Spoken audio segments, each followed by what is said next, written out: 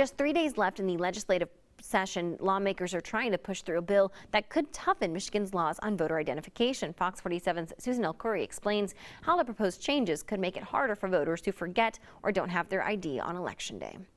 If you want your vote to count, you better have the ID to prove who you are. Do I think it's reasonable to ask for an ID?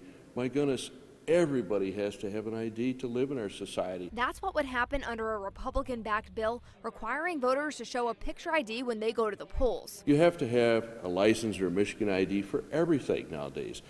Cashing a check, a young person entering a bar, applying for a job. So to say that there's this segment of our population that doesn't have an ID makes no sense at all. The way it works now, registered voters who forget or don't have ID can sign an affidavit saying they are who they say they are, then they can cast their ballot.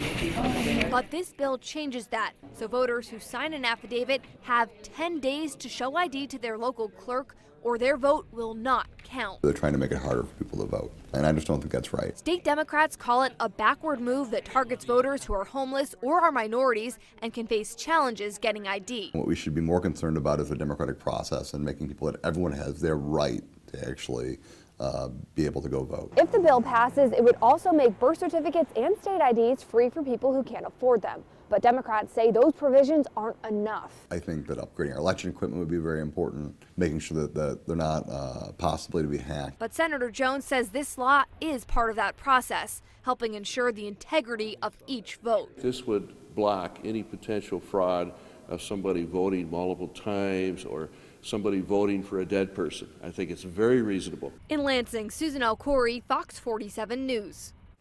In the November election, 18,000 voters used an affidavit to cast their ballot, less than 1% of the ballots cast. Senate leaders have not announced when the bills will be up for a vote, but last week the House passed the bills mainly on party lines. They're now on the Senate floor where Democrats are concerned. The Republican majority means there will be enough support to push these through. We'll let you know what happens as the bill moves through the Capitol.